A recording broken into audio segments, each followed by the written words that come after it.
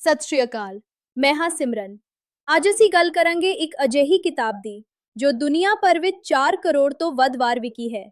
ਇਸ ਕਿਤਾਬ ਨੇ ਲੱਖਾਂ ਲੋਕਾਂ ਦੀ ਪੈਸੇ ਬਾਰੇ ਸੋਚ ਬਦਲ ਦਿੱਤੀ।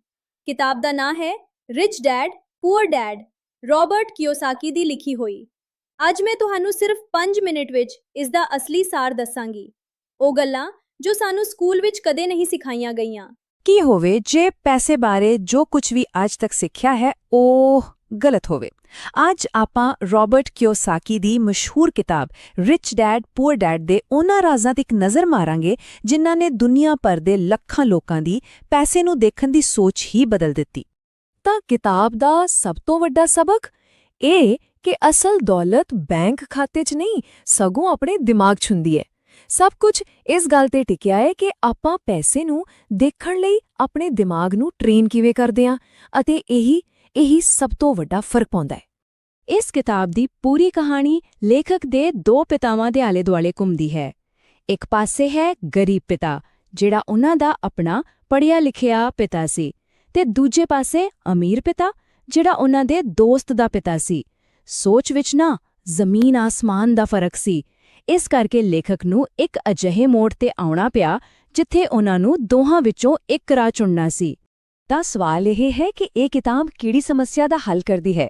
ਦੇਖੋ, ਇਹ ਸਾਨੂੰ ਉਸ ਜਾਲ 'ਚੋਂ ਬਾਹਰ ਕੱਢਦੀ ਹੈ ਜਿਸ ਨੂੰ ਕਿਯੋਸਾਕੀ ਦ ਰੈਟ ਰੇਸ ਯਾਨੀ ਚੂਹਿਆਂ ਦੀ ਦੌੜ ਕਹਿੰਦੇ ਹਨ। ਇਹ ਇੱਕ ਅਜਿਹਾ ਚੱਕਰ ਹੈ ਜਿਸ ਵਿੱਚ ਜ਼ਿਆਦਾਤਰ ਲੋਕ ਆਪਣੀ ਪੂਰੀ ਜ਼ਿੰਦਗੀ ਬਸ ਫਸੇ ਹੀ ਰਹਿ ਜਾਂਦੇ ਨੇ। ਅੱਛਾ, ਚੂਹਿਆਂ ਦੇ ਦੌੜ ਦਾ ਮਤਲਬ ਕੀ ਹੈ? ਇਹ ਡਰ ਤੇ ਲਾਲਚ ਦਾ ਇੱਕ ਚੱਕਰ ਹੈ।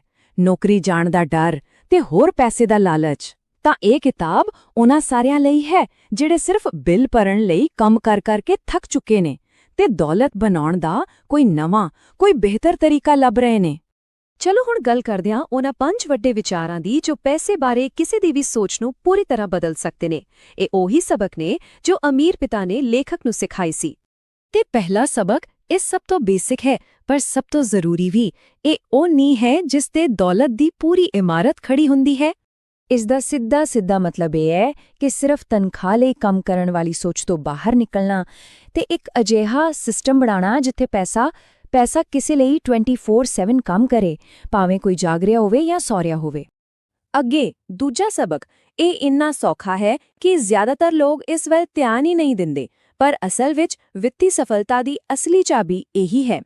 ਕਿਯੋਸਾਕੀ ਕਹਿੰਦੇ ਨੇ ਕਿ ਜ਼ਿਆਦਾਤਰ ਲੋਕਾਂ ਦੀਆਂ ਪੈਸੇ ਦੀਆਂ ਸਮੱਸਿਆਵਾਂ ਸਿਰਫ ਇਸ ਲਈ ਨੇ ਕਿਉਂਕਿ ਉਹ ਇੱਕ ਸੰਪત્ਤੀ ਯਾਨੀ ਐਸੈਟ ਔਰ ਇੱਕ ਦੇਣਦਾਰੀ ਯਾਨੀ ਲਾਇਬਿਲਿਟੀ ਵਿੱਚ ਫਰਕ ਹੀ ਨਹੀਂ ਸਮਝਦੇ। ਹਾਂ, ਸੁਣਨ ਨੂੰ ਬੜਾ ਸਧਾਰਨ ਲੱਗਦਾ ਹੈ, ਪਰ ਇਸ ਇੱਕ ਗੱਲ ਨੂੰ ਸਮਝਣਾ ਸਭ ਕੁਝ ਬਦਲ ਸਕਦਾ ਹੈ। ਠੀਕ ਹੈ, ਤੀਜਾ ਵਿਚਾਰ ਇਹ ਇਸ ਬਾਰੇ ਹੈ ਕਿ ਆਪਣੀ એનર્ਜੀ ਤੇ ਆਪਣਾ ਧਿਆਨ ਕਿੱਥੇ ਲਗਾਉਣਾ ਹੈ ਤੇ ਇਹ ਸੱਚੀ ਬਹੁਤ ਵੱਡਾ ਫਰਕ ਪਾ ਸਕਦਾ ਹੈ। ਇਸ ਦਾ ਮਤਲਬ ਸਿੱਧਾ ਜਿਹਾ ਹੈ, ਕਿਸੇ ਦੀ ਨੌਕਰੀ ਯਾਨੀ ਪ੍ਰੋਫੈਸ਼ਨ ਅਤੇ ਉਸ ਦਾ ਕਾਰੋਬਾਰ ਯਾਨੀ ਬਿਜ਼ਨਸ ਦੋ ਬਿਲਕੁਲ ਵੱਖਰੀਆਂ ਚੀਜ਼ਾਂ ਨੇ। ਦੇਖੋ, ਨੌਕਰੀ ਤਾਂ ਬਿੱਲ ਭਰਨ ਲਈ ਹੁੰਦੀ ਹੈ, ਪਰ ਅਸਲ ਕਾਰੋਬਾਰ ਤਾਂ ਉਹ ਸੰਪਤੀਆਂ ਬਣਾਉਣਾ ਹੈ ਜਿੱਥੋਂ ਪੈਸਾ ਆਵੇ। ਚੌਥਾ ਸਬਕ ਹੈ ਟੈਕਸਾਂ ਬਾਰੇ। ਇਹ ਇਸ ਬਾਰੇ ਹੈ ਕਿ ਕਿਵੇਂ ਅਮੀਰ ਲੋਕ ਸਿਸਟਮ ਦੇ ਨਿਯਮਾਂ ਨੂੰ ਆਪਣੇ ਫਾਇਦੇ ਲਈ ਵਰਤਦੇ ਨੇ ਜਦੋਂ ਕਿ ਬਾਕੀ ਲੋਕ ਬਸ ਟੈਕਸ ਭਰਦੇ ਰਹਿੰਦੇ ਨੇ। ਇਸ ਨੂੰ ਇੰਝ ਸਮਝੋ, ਇੱਕ ਕਰਮਚਾਰੀ ਪਹਿਲਾਂ ਕਮਾਉਂਦਾ ਹੈ, ਫਿਰ ਸਰਕਾਰ ਨੂੰ ਟੈਕਸ ਦਿੰਦਾ ਹੈ ਤੇ ਫਿਰ ਜੋ ਬਚਿਆ ਖੁਚਿਆ ਹੁੰਦਾ ਉਸ ਨੂੰ ਖਰਚ ਕਰਦਾ ਹੈ। ਪਰ ਕਾਰਪੋਰੇਸ਼ਨਾਂ ਵਾਲੇ ਬਿਜ਼ਨਸ ਮਾਲਕ ਉਹ ਪਹਿਲਾਂ ਕਮਾਉਂਦੇ ਨੇ, ਫਿਰ ਖਰਚ ਕਰਦੇ ਨੇ ਤੇ ਫਿਰ ਜੋ ਬਾਕੀ ਬਚ ਜਾਂਦਾ ਉਸ ਤੇ ਟੈਕਸ ਦਿੰਦੇ ਨੇ। ਇਹ ਇੱਕ ਬਹੁਤ ਵੱਡਾ ਫਾਇਦਾ ਹੈ। ਤੇ ਹੁਣ ਆਉਂਦਾ ਹੈ 5ਵਾਂ ਸਬਕ ਜਿਹੜਾ ਹੈ ਫਾਈਨੈਂਸ਼ੀਅਲ ਜੀਨੀਅਸ ਦਾ ਨੈਕਸਟ ਲੈਵਲ। ਅਸਲ ਵਿੱਚ ਇਹੀ ਉਹ ਜਗ੍ਹਾ ਹੈ ਜਿੱਥੇ ਸਹੀ ਮਾਇਨਿਆਂ 'ਚ ਦੌਲਤ ਬਣਾਈ ਜਾਂਦੀ ਹੈ।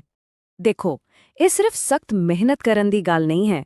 ਇਹ ਗੱਲ ਹੈ ਵਿਚਾਰਾਂ ਤੇ ਮੌਕਿਆਂ ਤੋਂ ਦੌਲਤ ਬਣਾਉਣ ਦੀ। ਉਹ ਮੌਕੇ ਜਿਹੜੇ ਦੂਜਿਆਂ ਨੂੰ ਨਜ਼ਰ ਹੀ ਨਹੀਂ ਆਉਂਦੇ। ਇਸੇ ਨੂੰ ਕਹਿੰਦੇ ਨੇ ਅਸਲ ਫਾਈਨੈਂਸ਼ੀਅਲ ਇੰਟੈਲੀਜੈਂਸ। ਤਾਂ ਕੀ ਇਹ ਸਾਰੀਆਂ ਗੱਲਾਂ ਸਿਰਫ ਥਿਊਰੀ ਨੇ? ਜੀ ਨਹੀਂ, ਬਿਲਕੁਲ ਨਹੀਂ। ਚਲੋ 3 ਅਸਲ ਉਦਾਹਰਣਾਂ ਦੇਖਦੇ ਹਾਂ ਜਿਹੜੀਆਂ ਲੇਖਕ ਨੇ ਆਪਣੀ ਗੱਲ ਨੂੰ ਸਾਬਿਤ ਕਰਨ ਲਈ ਦਿੱਤੀਆਂ ਨੇ। ਲੇਖਕ ਦੀ ਸਭ ਤੋਂ ਪਹਿਲੀ ਐਸੈਟ ਇੱਕ ਕਾਮਿਕ ਬੁੱਕ ਲਾਇਬ੍ਰੇਰੀ ਸੀ ਜਿਹੜੀ ਉਹਨਾਂ ਨੇ ਬਚਪਨ 'ਚ ਸ਼ੁਰੂ ਕੀਤੀ। ਉਹਨਾਂ ਨੇ ਕੀ ਕੀਤਾ? ਪੁਰਾਣੀਆਂ ਕਾਮਿਕਸ ਇਕੱਠੀਆਂ ਕੀਤੀਆਂ, ਇੱਕ ਲਾਇਬ੍ਰੇਰੀ ਜਿਹੀ ਬਣਾਈ ਤੇ ਦੂਜੇ ਬੱਚਿਆਂ ਤੋਂ ਐਂਟਰੀ ਫੀਸ ਲੈਣੀ ਸ਼ੁਰੂ ਕਰ ਦਿੱਤੀ। ਫਿਰ ਇਸ ਨੂੰ ਚਲਾਉਣ ਲਈ ਆਪਣੀ ਭੈਣ ਨੂੰ ਕੰਮ ਤੇ ਰੱਖ ਲਿਆ। ਭਾਵੇਂ ਇਹ ਇੱਕ ਛੋਟਾ ਜਿਹਾ ਕੰਮ ਸੀ, ਪਰ ਇਸ ਨੇ ਉਹਨਾਂ ਨੂੰ ਇਹ ਸਿਖਾ ਦਿੱਤਾ ਕਿ ਇੱਕ ਅਜਿਹੀ ਐਸੈਟ ਕਿਵੇਂ ਬਣਾਈਏ ਜਿਹੜੀ ਖੁਦ ਬਖੁਦ ਪੈਸਾ ਕਮਾ ਕੇ ਦੇਵੇ। ਦੂਜੀ ਉਦਾਹਰਣ ਇਸ ਗੱਲ ਦੀ ਹੈ ਕਿ ਕਿਓਸਾਕੀ ਨੇ ਆਪਣੀਆਂ ਲਗਜ਼ਰੀ ਚੀਜ਼ਾਂ ਖਰੀਦਣ ਲਈ ਆਪਣੇ ਬਿਜ਼ਨਸ ਨੂੰ ਯਾਨੀ ਆਪਣੀਆਂ ਐਸੈਟਸ ਨੂੰ ਕਿਵੇਂ ਵਰਤਿਆ। ਸਿੱਧੀ ਗੱਲ ਇਹ ਹੈ ਕਿ ਇਸ ਤੋਂ ਪਤਾ ਲੱਗਦਾ ਹੈ ਕਿ ਇੱਕ ਮੋਟੀ ਤਨਖਾਹ ਲੈਣ ਨਾਲੋਂ ਕਿਤੇ ਜ਼ਿਆਦਾ ਤਾਕਤ ਐਸੈਟਸ ਦਾ ਮਾਲਿਕ ਬਣਨ ਵਿੱਚ ਹੈ। ਚਲੋ ਹੁਣ ਗੱਲ ਕਰਦੇ ਹਾਂ ਇਸ ਕਿਤਾਬ ਦੇ ਸਭ ਤੋਂ ਮਸ਼ਹੂਰ ਤੇ ਸਭ ਤੋਂ ਵਿਵਾਦਪੂਰਨ ਦਾਅਵੇ ਦੀ। ਇਹ ਇੱਕ ਅਜਿਹੀ ਗੱਲ ਹੈ ਜਿਸ ਨੂੰ ਸੁਣ ਕੇ ਬਹੁਤ ਸਾਰੇ ਲੋਕਾਂ ਦੇ ਹੋਸ਼ ਉੱਡ ਜਾਂਦੇ ਨੇ। ਸਵਾਲ ਬਿਲਕੁਲ ਸਿੱਧਾ ਹੈ। ਇੱਕ ਘਰ ਜਿਸ ਨੂੰ ਜ਼ਿਆਦਾਤਰ ਲੋਕ ਆਪਣੀ ਜ਼ਿੰਦਗੀ ਦੀ ਸਭ ਤੋਂ ਵੱਡੀ ਐਸੈਟ ਮੰਨਦੇ ਨੇ, ਕਿ ਉਹ ਸੱਚਮੁੱਚ ਇੱਕ ਐਸੈਟ ਹੈ ਵੀ ਜਾਂ ਨਹੀਂ? ਇਸ ਦਾ ਜਵਾਬ ਦੇਣ ਲਈ ਸਾਨੂੰ ਅਮੀਰ ਪਿਤਾ ਦੀ ਬਹੁਤ ਹੀ ਸਧਾਰਨ ਪਰਿਭਾਸ਼ਾ ਤੇ ਵਾਪਸ ਜਾਣਾ ਪਵੇਗਾ। ਯਾਦ ਹੈ, ਐਸੈਟ ਉਹ ਹੈ ਜੋ ਜੇਬ ਵਿੱਚ ਪੈਸਾ ਪਾਉਂਦੀ ਹੈ ਤੇ ਲਾਇਬਿਲਿਟੀ ਉਹ ਹੈ ਜੋ ਜੇਬ ਵਿੱਚੋਂ ਪੈਸਾ ਕੱਢਦੀ ਹੈ। ਬਸ ਸਾਰੀ ਖੇਡ ਕੈਸ਼ ਫਲੋ ਦੀ ਹੈ। ਤਾਂ ਫਿਰ ਜਵਾਬ ਕੀ ਹੈ? ਕਿਓਸਾਕੀ ਦੇ ਹਿਸਾਬ ਨਾਲ ਇੱਕ ਨਿੱਜੀ ਘਰ ਇੱਕ ਲਾਇਬਿਲਿਟੀ ਹੈ, ਐਸੈਟ ਨਹੀਂ। ਕਿਉਂ? ਕਿਉਂਕਿ ਇਹ ਹਰ ਮਹੀਨੇ ਜੇਬ ਚੋਂ ਪੈਸਾ ਕੱਢਦਾ ਹੈ। ਮੌਰਗੇਜ, ਟੈਕਸ, ਮੁਰੰਮਤ। ਇਹ ਗੱਲ ਸੱਚਮੁੱਚ ਸਾਡੀ ਰਿਵਾਇਤੀ ਸੋਚ ਨੂੰ ਪੂਰੀ ਤਰ੍ਹਾਂ ਹਿਲਾ ਕੇ ਰੱਖ ਦਿੰਦੀ ਹੈ। ਤਾਂ ਫਿਰ ਇਸ ਸਾਰੀ ਜਾਣਕਾਰੀ ਦਾ ਹੁਣ ਕਰਨਾ ਕੀ ਹੈ?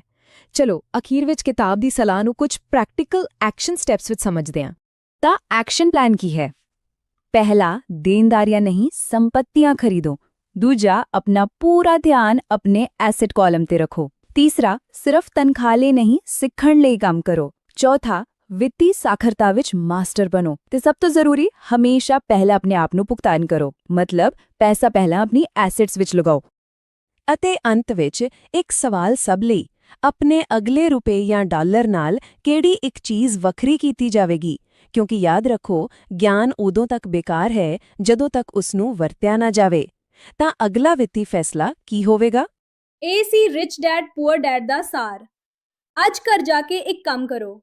ਆਪਣੇ ਆਪ ਤੋਂ ਪੁੱਛੋ, ਮੈਂ ਪਿਛਲੇ ਮਹੀਨੇ ਕੀ ਖਰੀਦਿਆ, ਐਸੈਟ ਜਾਂ ਲਾਇਬਿਲਿਟੀ?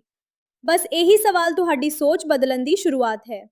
ਤੁਹਾਡਾ ਇਸ ਬਾਰੇ ਕੀ ਖਿਆਲ ਹੈ? ਕਮੈਂਟ ਕਰਕੇ ਦੱਸੋ। ਚੈਨਲ ਨੂੰ ਸਬਸਕ੍ਰਾਈਬ ਕਰੋ ਤੇ ਪੜ੍ਹਦੇ ਰਹੋ। ਅਗਲੀ ਕਿਤਾਬ ਵਿੱਚ ਮਿਲਾਂਗੇ। ਸਤਿ ਸ਼੍ਰੀ ਅਕਾਲ।